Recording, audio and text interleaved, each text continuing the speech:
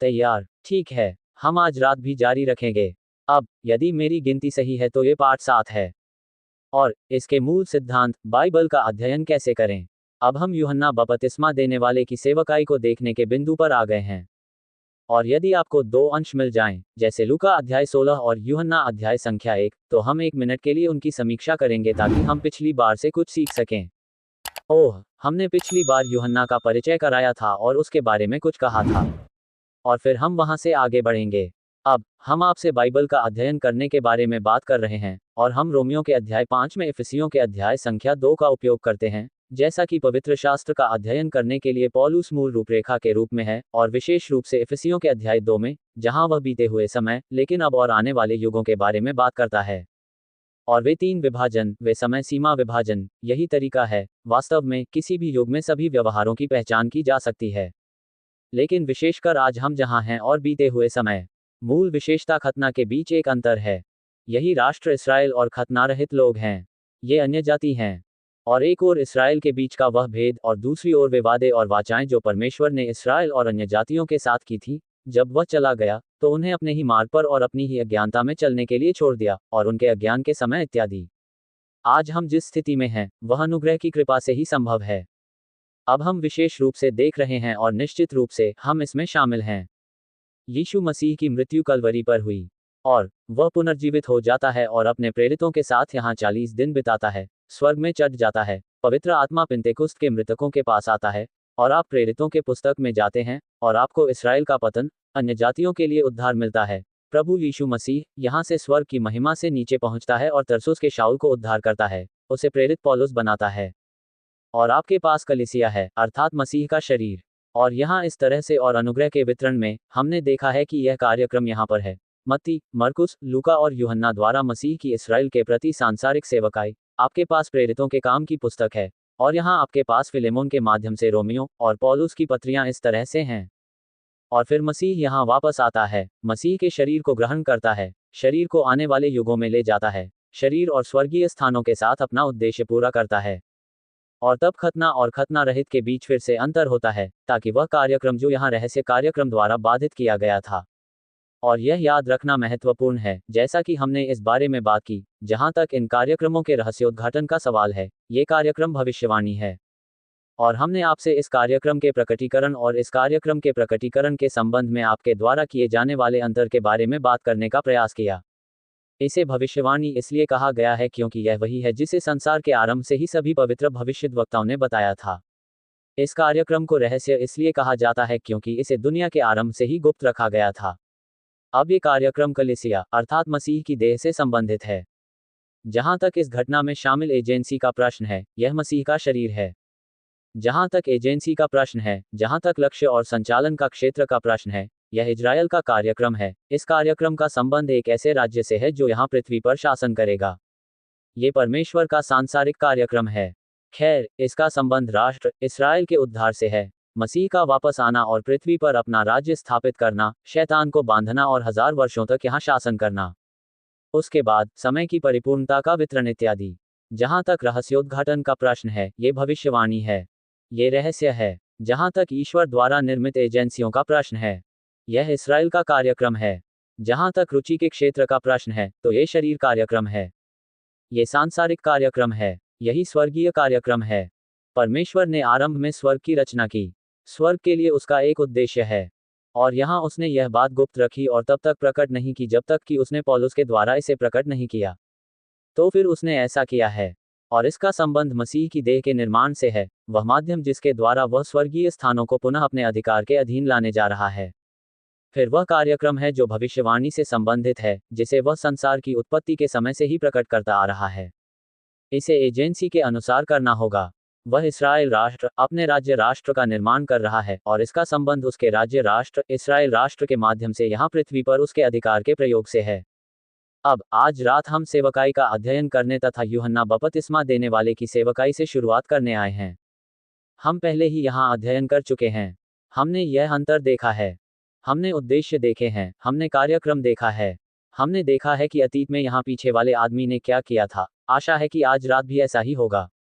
वह राज्य। और जब आप यूहन्ना बपतिस्मा देने वाले के पास आते हैं और यहाँ सांसारिक सेवकाई मत्ती, मरकुस, लूका और यूहन्ना में पाई जाती है, तो वह राज्य जिसकी प्रतिज्ञा की गई थी और जिसका प्रचार किया गया था, वह यहाँ दृश्य में आना शुरू हो जाता है, और न केवल संभावना में, बल्कि यह लोगों के लिए प्रस्तुत किया जाना शुरू हो जाता है। ओह, ल्यूक अध्याय संख्या 16, व्यवस्था और भविष्यद्वक्ता यूहन्ना तक थे। उस समय से, जब से यूहन्ना बपतिस्मा देने वाले की सेवकाई की शुरुआत हुई, परमेश्वर के राज्य का प्रचार किया जाता है, और हर आदमी इसमें दबाव डालता है। दूसरे शब्दों में, यूहन्ना से पहले केवल प्रकाशन था, परमेश्वर की ओर से व्यवस्था और भविष्यद्वक्ता थे।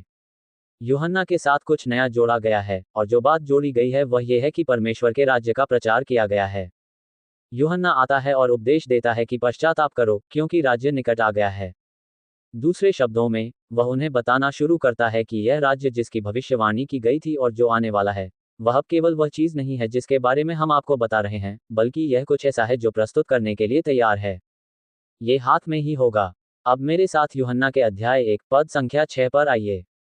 और यह फिर से महत्वपूर्ण है कि आप याद रखें कि हमने पिछली बार इस बारे में बात की थी और मैं इन कक्षाओं में इसे बहुत अधिक नहीं दोहराता और दोहराता हूं, क्योंकि अगर हम केवल दोहराते रहेंगे तो हम कभी भी वहां नहीं पहुंच पाएंगे जहां हमें होना चाहिए। लेकिन आपको ये समझना होगा कि जब आप जॉन के साथ यहां आते हैं, तो इजराइल को पहली बार एक नया अवसर या एक जबरदस्त अवसर मिलता है। अर्थात वह राज्य जिसके विषय में भविष्यवाणी की गई थी और जिसे आमतौर पर उनके सामने रखा गया था, अब वास्तव में उसे साकार करने की उनकी पहुंच में होगा। अतः संदेश में कुछ नया जोड़ा गया है।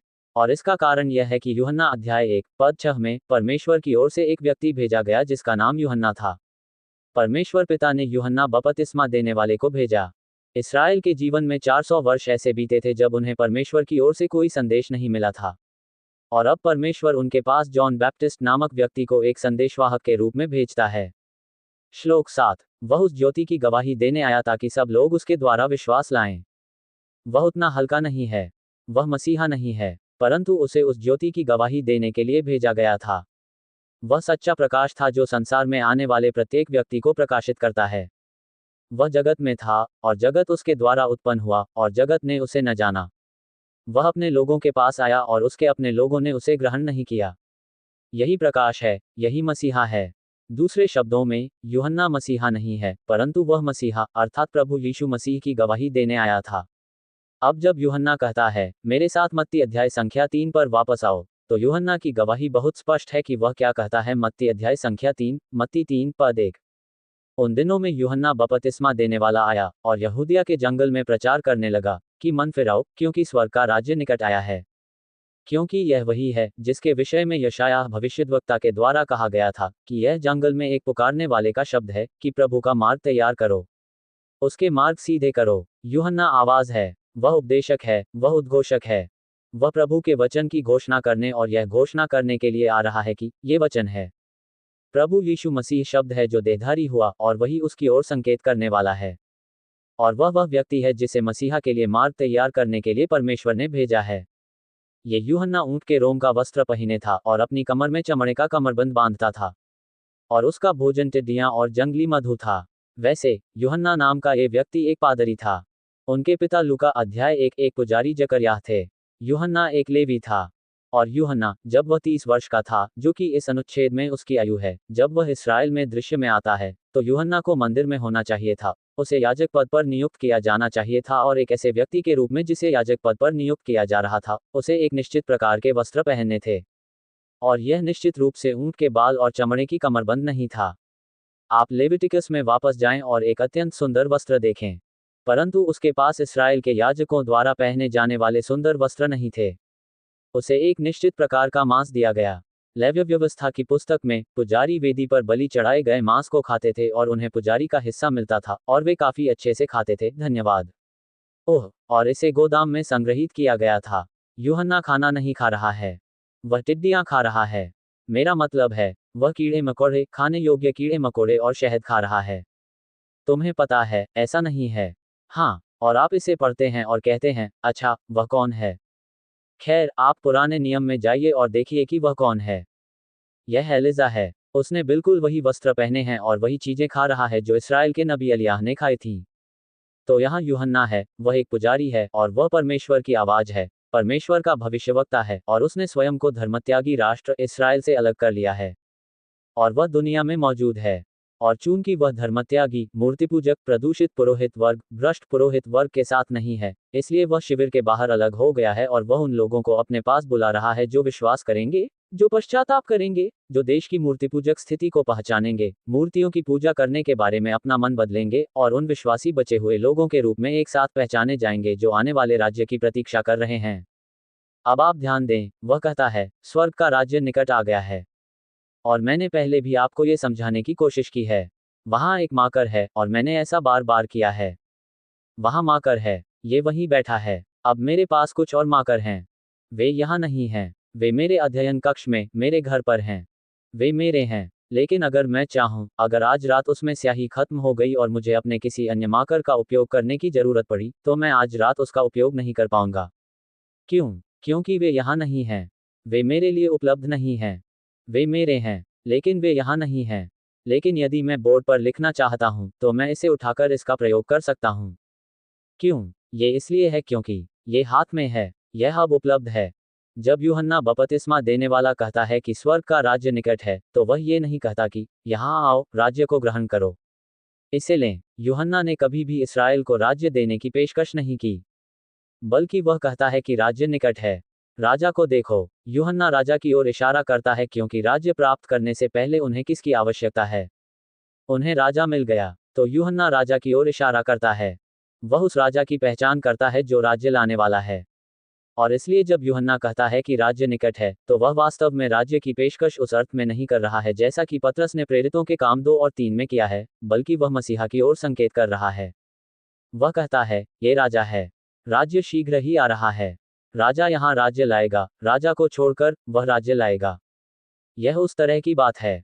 अब यदि आप मत्ती अध्याय 3 पद संख्या 5 में आते हैं, तो यरूशलेम और सारे यहूदिया और यरदन के आसपास के क्षेत्रों के लोग उसके पास गए और अपने पापों को मानकर यरदन में उससे बपतिस्मा लिया। जब उसने बहुत से फरीसियों और सदूकियों को बपतिस्मा लेने के लिए अपने पास आते देखा, तो उनसे कहा, हे सांप के बच्चों, अब यही इजराइल की समस्या की जड़ है। हे सांपों के बच्चों, ये बात उनके नेताओं के साथ घटी। ये लोग पैदा हुए थे, वे वाइपर से उत्पन्न हुए थे। धर्मग्रंथ में सांप कौन है? शैतान। वह सर्प है, बूढ़ा बूढ़ा बूढ़ा सांप, शैतान। यूहन्ना अध्याय 8 में यीशु इन्हीं लोगों से कहते हैं, तुम अपने पिता शैतान के हो। दूसरे शब्दों में, आध्यात्मिक रूप से वे धर्मत्याग और मूर्ति पूजा जैसे घृणित कार्यों में लग गए थे। और आपको ये समझने की आवश्यकता है कि जब आप पुराने नियम के धर्मग्रंथों को पढ़ेंगे तो ये बहुत स्पष्ट है कि मूर्ति पूजा ने इन लोगों को दूषित कर दिया था। और इस्राएल दूषित, प्रदूषित और अशुद्ध हो गया था। वे उस वेश्या धार्मिक व्यवस्था में शामिल हो गए थे और वे अन्य देवताओं के पीछे चले गए थे, आध्यात्मिक व्यभिचार और आध्यात्मिक व्यभिचार किया था। इसलिए वह उन्हें नई पीढ़ी कहते हैं। वह आप लोगों के बारे में बात कर रहा है जो आपके पिता शैतान से उत्पन्न हुए हैं, जिसने आपको क्रोध से भागने की चेतावनी दी है। ये तो आने ही वाला है। यही क्लेश काल है, क्रोध यहीं पर प्रकट होगा। जहां फल उत्पन्न होते हैं, उनके फल मिलते हैं। इसलिए पश्चाताप के योग्य फल लाओ। और अपने अपने मन में यह न सोचो कि हमारा पिता इब्राहिम है। वे यही कह रहे थे। उन्होंने कहा, हम शैतान से पैदा नहीं हुए हैं, हम अब्राहम से पैदा हुए हैं। क्योंकि मैं तुमसे कहता हूं कि परमेश्वर इन पत्थरों से अब्राहम के लिए संतान उत्पन्न कर सकता है। तो ये तो बाहरी मुद्दा है, बाह्य उत्पादन मुद्दा नहीं है। अब भी कुल्हाड़ी पेड़ों की जड़ के नीचे रखी जाती है। इसलिए जो पेड़ अच्छा फल नहीं लाता, वह काटा हुआ और आग में डाला जाता है। मैं तुम्हें जल से पश्चाताप का बपतिस्मा देता हूँ। जो मेरे बाद आ रहा है, वह मुझसे अधिक शक्तिशाली है। मैं उसके जूते उठाने के योग्य नहीं हूँ। वह तुम्हें पवित्र आत्मा से बपतिस्मा देगा जो पिन्तेकुस्त के दिन होगा, और उस आग से जो दूसरे आगमन के समय होगी। पवित्र आत्मा का बपतिस्मा पिन्तेकुस्त के दिन होता है। ये यहाँ विश्वास करने वाले शेष लोगों का बपतिस्मा है, ताकि उन्हें सशक्त बनाने के लिए शक्ति प्राप्त हो। दूसरे आगमन पर अग्नि का बपतिस्मा यही होता है। ये न्याय का बपतिस्मा है, जैसा कि पद 12 में है, जिसका पंखा उसके हाथ में है। वह अपने खलिहान को पूरी तरह से साफ करेगा और गेहूं अर्थात विश्वासियों को इकट्ठा करेगा। वह उन्हें भंडार में इकट्ठा करेगा, विश्वासियों को राज्य में ले जाएगा। लेकिन वह भूसी को न बुझने वाली आग से जला देगा। आग का बपतिस्मा हमें नष्ट कर देता है। क्लेश। इसका उद्देश्य इस्राएल में विद्रोही और अविश्वासियों को बाहर निकालना है। जब हम वहां पहुंचेंगे तो आप इसे विस्तार से देखेंगे। अब जॉन यही कहता हुआ आता है। वह उनसे कहता है, आप लोगों को सही रास्ता अपनाना होगा। ये राष्ट्र है, इजराइल यहाँ पीछे है। और यह धर्मत्याग है।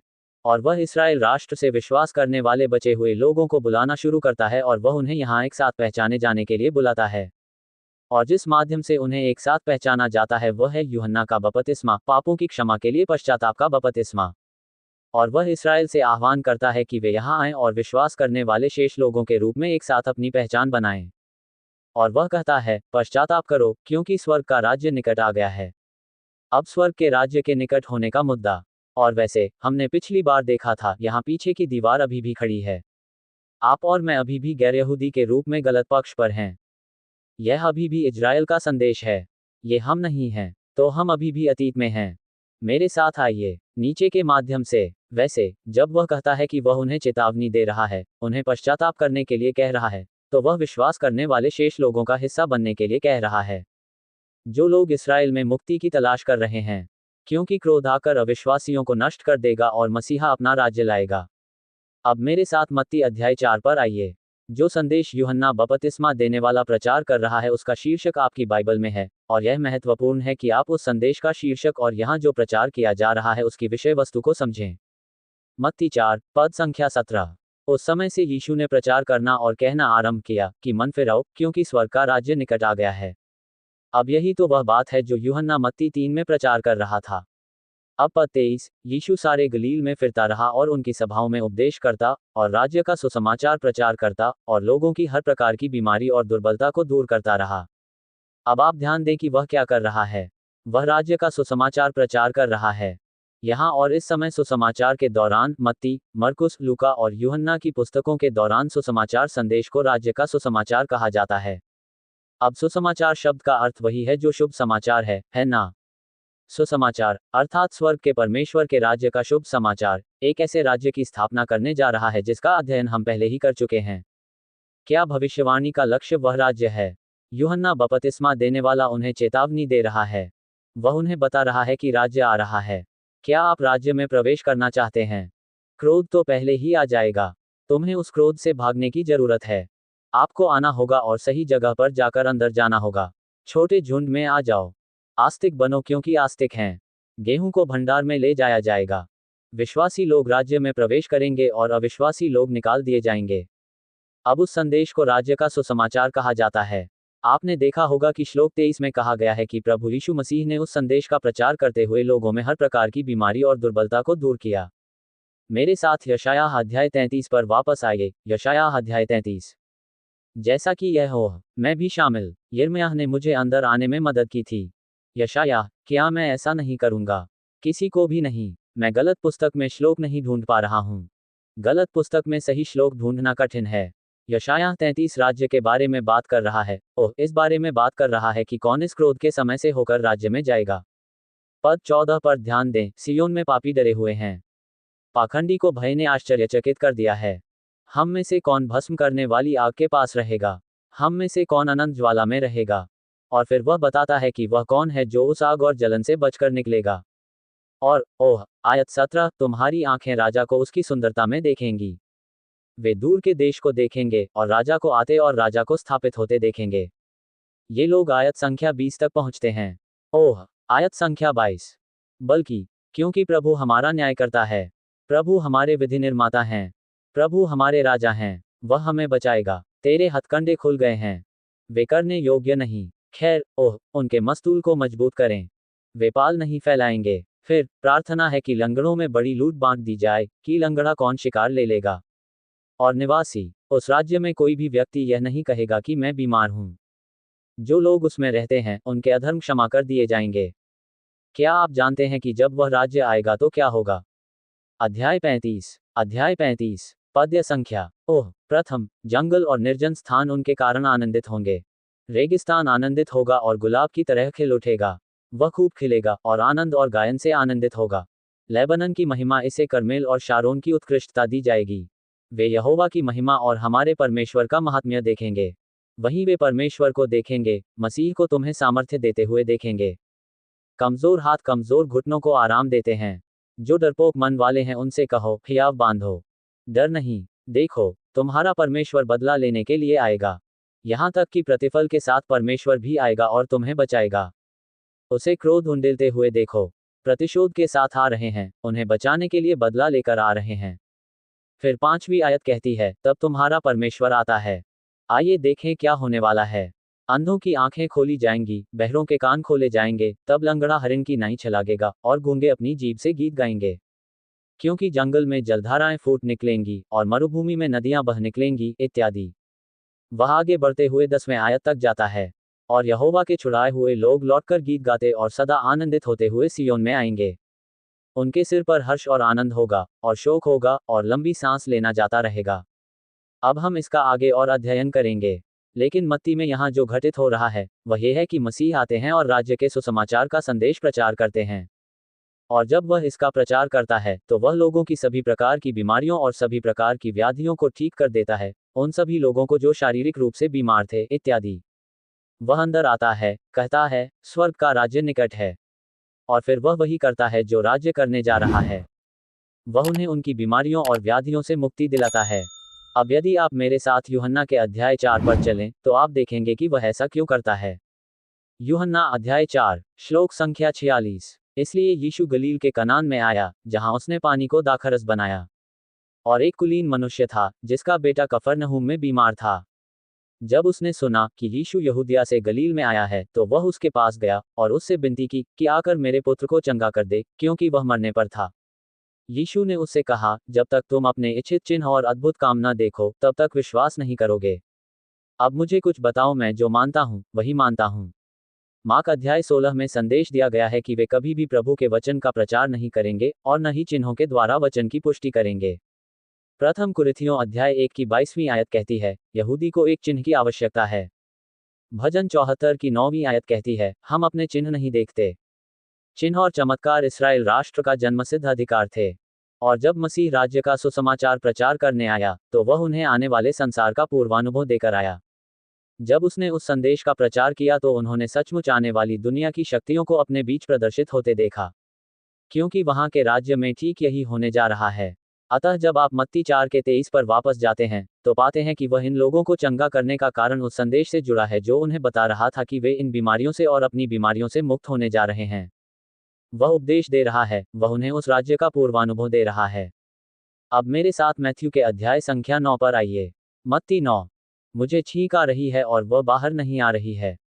वहाँ है। मत्ती 9 के 35। एक ही तरह की कविता। यीशु सब नगरों और गांवों में घूमता रहा और उनकी सभाओं में उपदेश करता, राज्य का सुसमाचार प्रचार करता और लोगों की हर बीमारी और हर दुर्बलता को दूर करता रहा। अध्याय 10, श्लोक 1। जब उसने अपने 12 चेलों को बुलाकर उन्हें अशुद्ध आत्माओं पर विजय पाने, उन्हें निकालने और सब प्रकार की बीमारियों और व्यथाओं को दूर करने का अधिकार दिया। अब उन 12 प्रेरितों के नाम ये हैं, और वह नामों की सूची देता है। पद्य 5। 12 यीशु ने उन्हें यह आज्ञा देकर भेजा कि अन्य जातियों के मार्ग में और सामरियों के नगर में न जाओ। तुम प्रवेश न करो, परंतु इस्राएल के घराने की खोई हुई भीड़ों के पास जाओ। देखो, दीवारें अभी भी खड़ी हैं। ये संदेश अभी भी विशेष रूप से इजराइल के लिए है। और इसका कारण 7वां श्लोक है। और तुम जाकर प्रचार करो कि स्वर्ग का राज्य निकट आ गया है। आप देखिए, जब वह 12 प्रेरितों को यहाँ भेजता है, तो वह उन्हें उसी संदेश का प्रचार करने के लिए भेजता है जो यूहन्ना बपतिस्मा देने वाला प्रचार कर रहा था। वही संदेश जो मसीह राज्य के सुसमाचार का प्रचार कर रहा था। वही संदेश है जिसका प्रचार मत्ती, मरकुस, लूका और यूहन्ना में किया जा रहा है। इसलिए ये समझना महत्वपूर्ण है कि संदेश क्या है, राज्य के सुसमाचार का संदेश क्या है। अब इसके बारे में एक बात समझिए। मेरे साथ अध्याय संख्या 7 को चिन्हित करने के लिए आइए। राज्य के सुसमाचार में दीवार अभी भी खड़ी है। इसका कारण यह है कि राज्य के सुसमाचार में इस्राएल के माध्यम से उद्धार का संदेश जा रहा है। तो राज्य का सुसमाचार परमेश्वर के आने और इस्राएल को छुड़ाने का संदेश है। सबसे पहले इस्राएल को मुक्त करना होगा। फिर जब इस्राएल का उद्धार हो जाएगा, तब वे उद्धार का संदेश, अर्थात वह उद्धार जो परमेश्वर ने उन्हें दिया है, लेकर पृथ्वी के छोर तक जा सकेंगे। लेकिन जब तक उनके पास लेने के लिए कुछ नहीं होगा, वे ऐसा नहीं कर सकते। वे तब तक आशीर्वाद का माध्यम नहीं बन सकते जब तक कि चैनल में कुछ ना हो। और इसलिए यहाँ सेवाकाई विशेष रूप से इजराइल के लिए है। वास्तव में यह मामला इजराइल से ही जुड़ा है। और इसका कारण यह है कि पहले इस्राएल को भरना था। मार्क अध्याय 7। सिरोफिनी स्त्री मसीह के पास आती है। यह मत्ती अध्याय 15 में वर्णित बात का तुलनात्मक परिच्छेद है। और वह चाहती है कि उसकी बेटी ठीक हो जाए। पद संख्या 25 से 27 ओह, परंतु यीशु ने उससे कहा, पहले बच्चों को तृप्त होने दे, क्योंकि बच्चों की रोटी लेकर कुत्तों के आगे डालना उचित नहीं। अब ध्यान दीजिए कि उन्होंने यह नहीं कहा कि पहले बच्चों को खाना खिला दिया जाए। उन्होंने कहा, पहले बच्चों का पेट भर जाए। अब यह अलग बात है। देखिए, आप कह सकते हैं कि उन्हें यहाँ से वापस भेजा गया। वे बस यह नहीं चाहते थे। तो फिर वह उनकी ओर मुड़ा। लेकिन बात यहीं तक सीमित नहीं है। इस कार्यक्रम में ऐसा नहीं है कि वे इसे सिर्फ इजराइल को ही देते हैं। और फिर यदि इजराइल इसे ले ले तो ठीक है।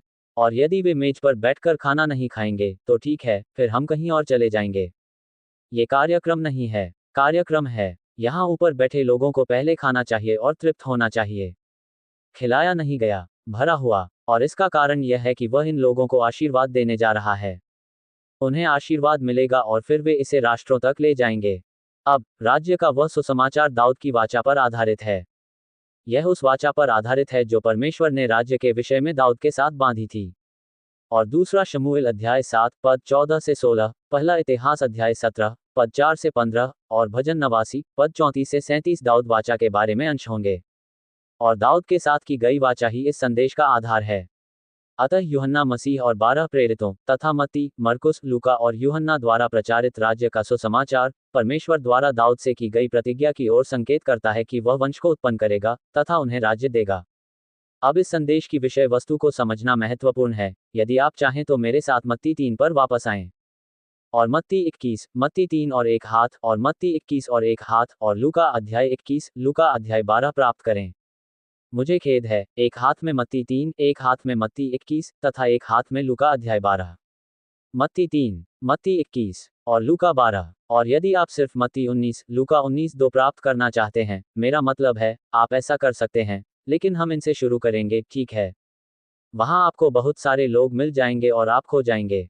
ठीक है। मत्ती अध्याय 3 की 7वीं आयत में लिखा है, जब उसने बहुत से फरीसियों और सदूकियों को बपतिस्मा के लिए अपने पास आते देखा, तो उनसे कहा, हे सांप के बच्चों, तुम्हें किसने जता दिया कि आने वाले क्रोध से भागो। इसलिए मन फिराव के योग्य फल लाओ, और अपने अपने मन में यह न सोचो कि हमारा पिता इब्राहिम है। क्योंकि मैं तुमसे कहता हूं कि परमेश्वर इन पत्थरों से अब्राहम के लिए संतान उत्पन्न कर सकता है। और अब तो कुल्हाड़ी भी पेड़ों की जड़ के नीचे रख दी गई है। इसलिए जो पेड़ अच्छा फल नहीं लाता, वह काटा हुआ और आग में डाला जाता है। अब मैं इसे मिटाने जा रहा हूं और इसे मिटाने की कोशिश करूंगा और इस चीज को थोड़ा अलग ढंग से यहां खींचने की कोशिश करूंगा। अब आप चार्ट को अपने दिमाग में रखें और हम यहां वापस जाकर मत्ती, मरकुस, लूका और यूहन्ना पर थोड़ा ध्यान केंद्रित करेंगे। यही एक कारण है कि मुझे ये सफेद बोर्ड बहुत पसंद हैं। वे इतनी तेजी से दौड़ते हैं और आपको इतनी अच्छी स्थिति में रखते हैं, जबकि आप इन लाइटों के नीचे जो करना चाहते हैं, उसे करने के लिए उन्हें साफ करने की कोशिश कर रहे होते हैं। ये पदार्थ गर्म हो जाता है, बहुत जल्दी सूख जाता है, तथा जितनी अधिक देर तक यहाँ पर रहता है, लगभग 10 मिनट तक, इसे हटाना उतना ही कठिन होता है। और यही मैं कर रहा हूँ, जिसे मेरी पत्नी शिकायत करना कहती है। लेकिन जब मैं इसे यहाँ मिटाने की कोशिश कर रहा था तो कुछ कैसे किया जाए। यदि आप इसे अनुमति देते हैं तो यह इजराइल राष्ट्र का प्रतिनिधित्व करता है। क्या परमेश्वर द्वारा इस्राएल में लगाए गए वृक्षों की जड़ पर कुल्हाड़ी चलानी चाहिए? यशायाह के 5वें अध्याय में उसने कहा कि उसने फिलिस्तीन में एक दाख की बारी लगाई। उसने एक पेड़ लगाया, एक बेल, एक वृक्ष, और उसने वह पेड़ लगाया और वह पेड़ उगाया और इस्राएल राष्ट्र बन गया। अरे, यहाँ राष्ट्र आ रहा है। अब हम यहाँ मत्ती, मरकुस, लूका और यूहन्ना के समय काल में आएंगे। और वहां पर आपका राष्ट्र है। जॉन बैप्टिस्ट प्रकट होता है। उसे परमेश्वर से इस्राएल राष्ट्र के पास जाने का संदेश मिलता है। वह वहां जाता है और इस्राएल राष्ट्र को उपदेश देना शुरू करता है। वह यहाँ के गैर यहूदियों को उपदेश दे रहा है। वह उनके बारे में चिंतित नहीं है। वह इस्राएल को उपदेश दे रहा है। ये राष्ट्र है। यूहन्ना बपतिस्मा देने वाले ने इस्राएल राष्ट्र को प्रचार करना शुरू किया।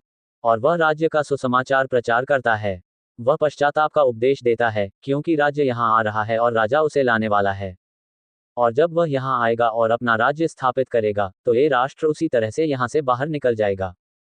और जब वह आएगा, तो वहाँ एक आग आएगी और एक न्याय आएगा, और वह सभी विद्रोहियों को बाहर निकाल देगा, और वह इन सभी अविश्वासियों को, यहाँ मौजूद सभी लोगों को, और केवल उस समूह के लोगों को बाहर निकाल देगा। विश्वासी लोग राज्य में जाएंगे। 8वीं आयत में वह कह रहा है, इसलिए पश्चाताप के योग्य फल लाओ। वह वापस आ गया है।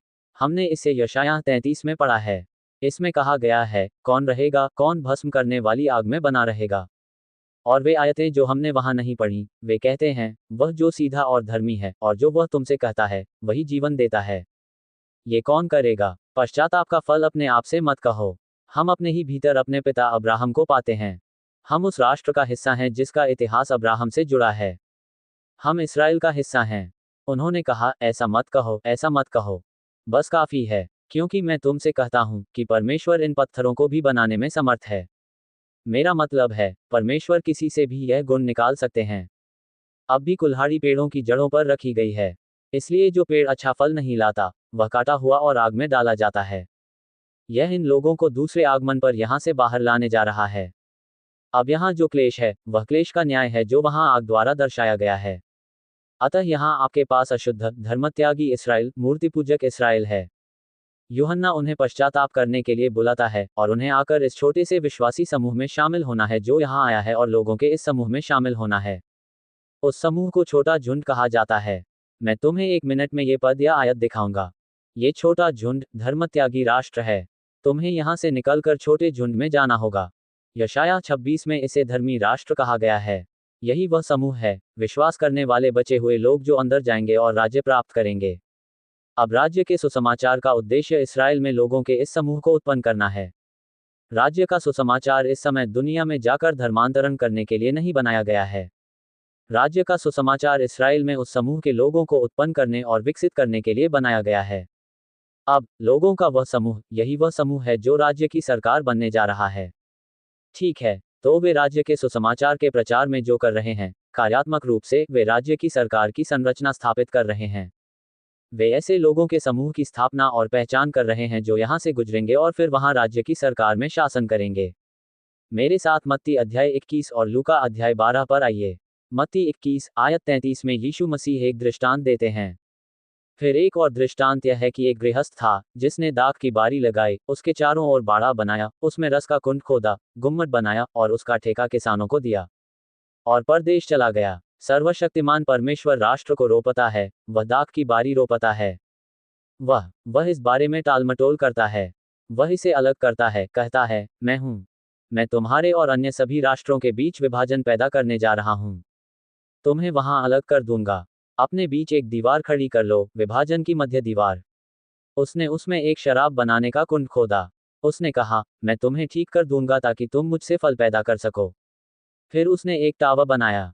उन्होंने एक धर्म की स्थापना की, जो मानव इतिहास में सर्वशक्तिमान ईश्वर द्वारा दिया गया एकमात्र धर्म था। उन्होंने इसे यहीं इन लोगों को दिया। फिर उसने इसे किसानों को दे दिया। उन्होंने उस देश को चलाने के लिए कुछ नेताओं को नियुक्त किया। फिर वह दूर देश में चला गया। जब फल देने का समय निकट आया, तो उसने अपने सेवकों को किसानों के पास, अर्थात जाति के प्रधानों के पास भेजा कि वे उसका फल लें। और किसानों ने देखा, ओह, अपने सेवकों को जो कि काम करना चाहते थे, पकड़ लिया और एक को पीटा और दूसरे को मार डाला और तीसरे को पत्थरवाह किया। तब उसने और सेवकों को भेजा जो पहलों से अधिक थे और उन्होंने भी उनके साथ वैसा ही किया। अंत में उसने अपने पुत्र को उनके पास ये कहकर भेजा कि वे मेरे पुत्र का आदर करेंगे। परंतु जब किसानों ने पुत्र को देखा तो आपस में कहा, ये तो वारिस है, आओ हम उसे मार डालें और उसकी विरासत पर कब्जा कर लें। अब आप देख सकते हैं कि परमेश्वर पिता ने राष्ट्र को रोपा, उसे फल देने के लिए तैयार करने के लिए सब कुछ किया, इसे कुछ लोगों के हाथों में सौंप दिया और इस्राएल के अगुवों को इसकी देखभाल करने के लिए नियुक्त किया। और जब फल देने का समय आया तो उसने अपना भेजा। उसने अपने नबियों को भेजा, और उन्होंने ऐसा नहीं किया। फल लाने के बजाय उन्होंने भविष्यवक्ताओं को मारना शुरू कर दिया। उनकी बात मत सुनो। अंततः वह अपने पुत्र प्रभु यीशु मसीह को भेजता है और कहता है, आओ कुछ फल लाओ। और वे कहते हैं, उसे ले जाओ, हम उसे मार देंगे, हम इसे संभाल लेंगे। पद संख्या 39 उन्होंने उसे पकड़ लिया और दाख की बारी में फेंक दिया और दाख की बारी से बाहर निकालकर उसे मार डाला। जब उस दाख की बारी का स्वामी आएगा तो उन किसानों के साथ क्या करेगा? उन्होंने उसको उत्तर दिया कि वह उन दुष्टों को बुरी रीति से नाश करेगा और अपनी दाख की बारी दूसरे किसानों को सौंप देगा जो समय पर उसे फल दिया करेंगे। यीशु ने उनसे कहा, क्या तुमने कभी पवित्र शास्त्र में उस पत्थर के विषय में नहीं पढ़ा जिसे राजमिस्त्रियों ने निकम्मा ठहराया था? वही कोने का सिरा बन गया है। ये प्रभु का कार्य है और हमारी दृष्टि में यह अद्भुत है।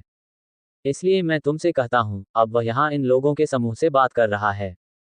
इसलिए मैं इस्राएल के धार्मिक नेताओं, इन लोगों से कहता हूं कि परमेश्वर का राज्य तुमसे ले लिया जाएगा और एक राष्ट्र को दिया जाएगा जो उसके फल उत्पन्न करेगा।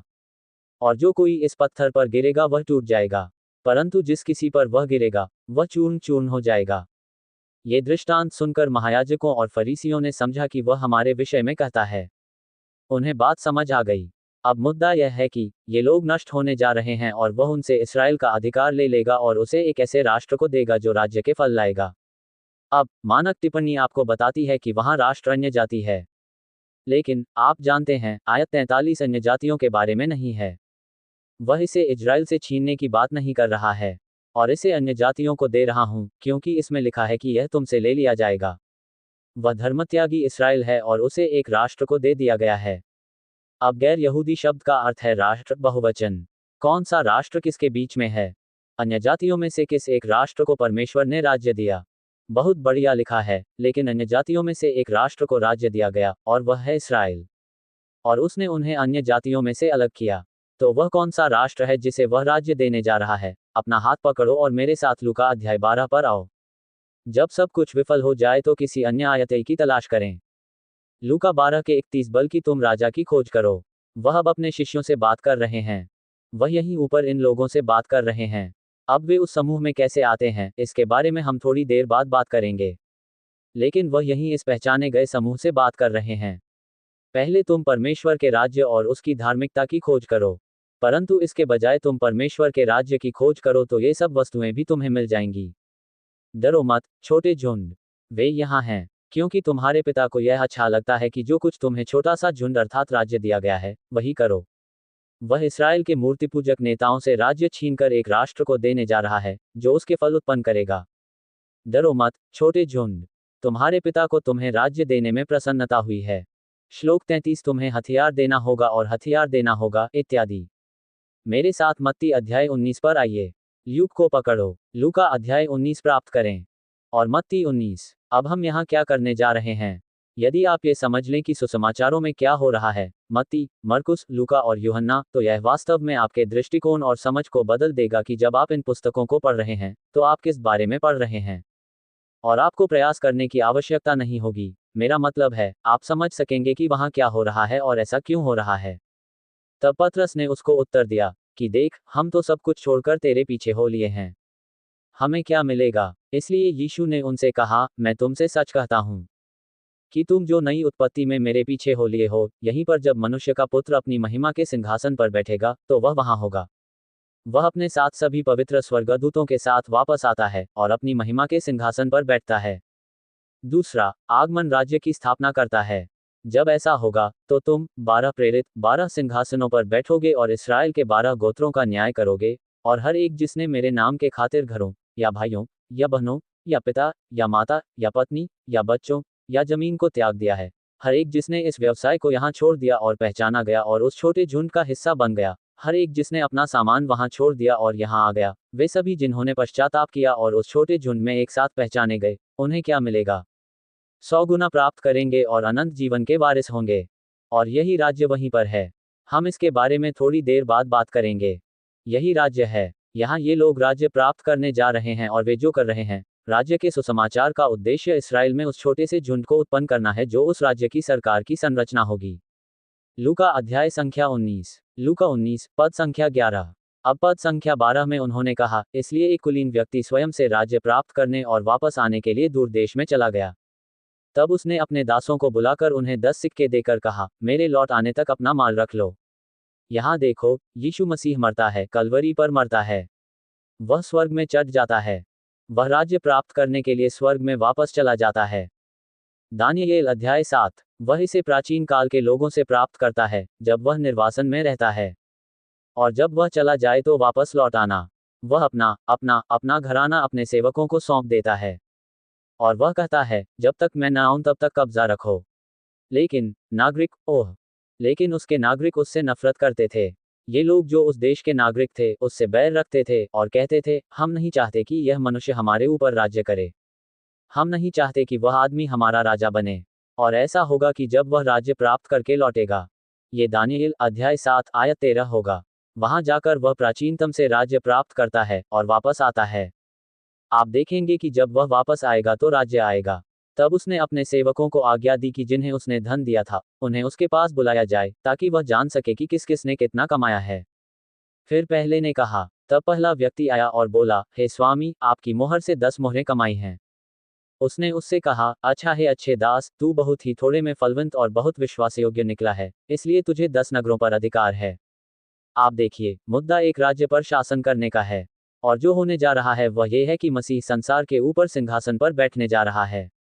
दाऊद इसराइल के 12 प्रेरितों के सिंहासन पर बैठेगा। हर एक व्यक्ति इसराइल के एक गोत्र का न्याय करेगा। इसराइल के 12 गोत्रों में से प्रत्येक को पृथ्वी के 12 भागों में से एक भाग अपने अधिकार में दिया जाएगा, और पवित्र लोग परमप्रधान परमेश्वर की ओर से निकलेंगे, अर्थात इसराइल के पवित्र लोग। उस समूह से ही लोग यहाँ आएंगे और इस ग्रह पर मसीह के राज्य का शासन चलाएंगे। तो वह जो कर रहा है वह यह है कि वह उस सरकार की स्थापना कर रहा है जो उस राज्य पर शासन करेगी। अब यही शुभ समाचार और राज्य के सुसमाचार का उद्देश्य है। यही तो वे स्थापित करने का प्रयास कर रहे हैं। क्या ये वह एजेंसी है जिसके माध्यम से उस राज्य का प्रशासन किया जाएगा? अब ये बहुत महत्वपूर्ण है कि आप समझें कि उस एजेंसी, उस समूह का गठन कैसे किया जाए। और हम अगली बार इस बारे में बात करेंगे कि यह क्या है और कब मिलेगा, उन्हें ये चीज़ मिलेगी। हम इस बारे में बात करेंगे। लेकिन आज रात मैं ये सुनिश्चित करना चाहता हूं कि हम इसे हासिल कर लें। राज्य का सुसमाचार। यहाँ पूरा मुद्दा राष्ट्र इजराइल से उस छोटे से समूह का गठन करना है। गैर यहूदी लोग अभी तक बोर्ड पर नहीं हैं। देखो, वे यहाँ तक नजर नहीं आते। हमें उस छोटे झुंड और धर्मत्यागी इसराइल को पकड़ना होगा। हमें छोटे झुंड को, विश्वास करने वाले बचे हुए लोगों को स्थापित करना है, और फिर उन्हें खिलाना है, उन्हें स्थापित करना है, और फिर यह काम आगे बढ़ाना है। ठीक है, मैं पूछने की हिम्मत नहीं कर सकता। क्या कोई सवाल है? ठीक है, हम एक ब्रेक लेंगे।